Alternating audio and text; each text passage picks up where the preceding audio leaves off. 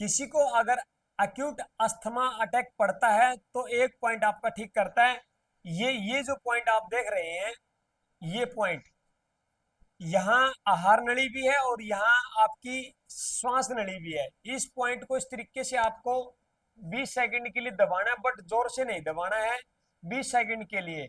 जो acute asthma होता है, यानी कि अटैक अचानक पड़ता है किसी को, तो वो एक बार में ही ठीक हो जाता है। तो आप इसको दबाओगे तो अस्थमा की प्रॉब्लम जो है, अस्थमेटिक जो अटैक पड़ता है, उससे निजात पाया जा सकता है। बट ध्यान ये रखिए, क्योंकि लंग्स के अंदर अगर ये प्रॉब्लम है, लंग्स में कोल्डनेस बढ़ रही है या कोल्ड कफ की शिकायत बढ़ती जा रही है, तो किडनी को ले बैठता है लंग्स। क्योंकि किडनी की जो माँ है, मदर है, वो लंग्स है। ध्यान रखना, लंग्स से बीमारी किडनी तक ट्रांसफर होती है। तो इसमें सबसे ज्यादा कपूर काम करता है। जो टिक्की जो कपूर की होती है, जो हवन में पूजा में इस्तेमाल किया जाता है।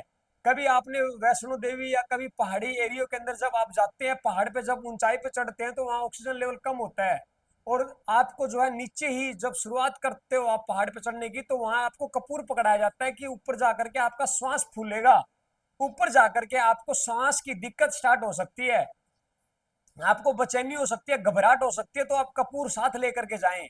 तो क्यों नहीं आप कपूर आप अपने घर में अपनी जेब के अंदर रखो। जब आप, और कईयों के तो यहाँ जहां नाक लगे, यहाँ ऑक्सीजन पॉइंट के ऊपर यहाँ बांध करके छोड़ दो।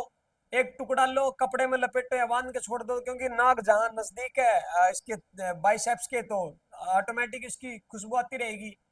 तो कपूर सूंघने से जो है सांस की दिक्कत ठीक हो जाती है। और जिसको अस्थमा की दिक्कत है, वो मूंगफली, चना, केला और दालें, वो ज्यादा शौकीन होता है। केला खाने का भी उसका मन करता है। चने, सूखे चने तो वो बहुत राजी होके खाता हुआ मिलेगा। तो ये चीजें उसको छोड़नी पड़ेगी, उसको दूर रहना पड़ेगा। अच्छा, फिर ये बात देखो, लंग्स किस में मैच करते हैं? अनानास में।